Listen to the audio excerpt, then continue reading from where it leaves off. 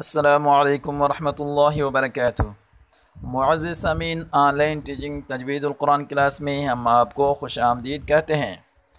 معزز سامعین، اگر آپ نے ابھی تک ہمارے چینل کو سبسکرائب نہیں کیا تو جلدی سے سبسکرائب کر لیں اور ساتھ میں کھڑے بیل کے آئیکن کو بھی دبا دیں تاکہ ہماری ہر نیو آنے والی ویڈیو آپ کو بہت جلد ملتی رہے۔ معزز سامعین، جیسا کہ ہم نون ساکن اور تنوین کے قاعدے پڑھ رہے ہیں، ان میں سے 3 ہم پہلے پڑھ چکے ہیں: اظہار، ادغام اور اقلاب۔ معزز سامعین، آج نون ساکن اور تنوین کے آخری قاعدہ ہم پڑھیں گے جس کا نام ہے اخفاء۔ معزز سامعین،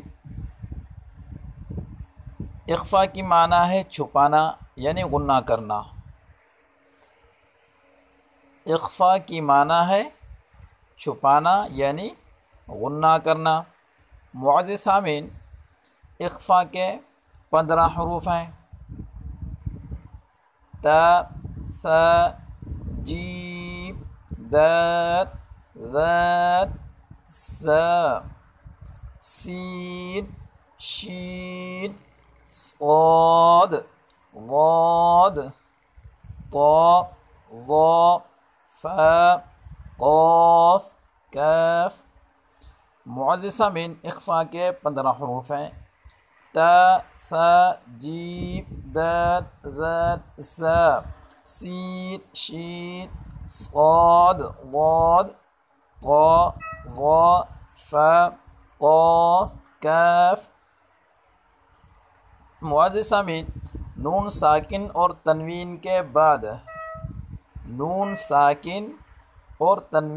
بعد اخفاء کے 15 حروف میں سے کوئی حرف آ جائے، یعنی اخفاء کے یہ جو 15 حروف ہیں ان میں سے کوئی حرف آ جائے تو نون ساکن اور تنوین کو غنہ سے پڑھیں گے۔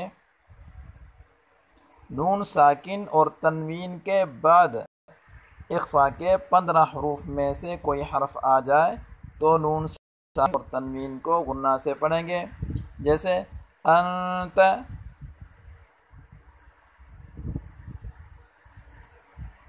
نون ساکن ہے، نون ساکن کے بعد حرف تا ہے اور تا حرف اخفاء کا ہے تو یہاں ہم غنہ کریں گے انت۔ اسی طرح انذر، یہاں نون ساکن ہے، نون ساکن کے بعد ذال ہے اور ذال حرف اخفاء کا ہے تو یہاں بھی ہم غنہ کریں گے انذر۔ فانصب، نون ساکن کے بعد حرف صاد ہے اور صاد حرف اخفاء کا ہے تو یہاں بھی ہم غنہ سے پڑھیں گے فانصب، فانصب۔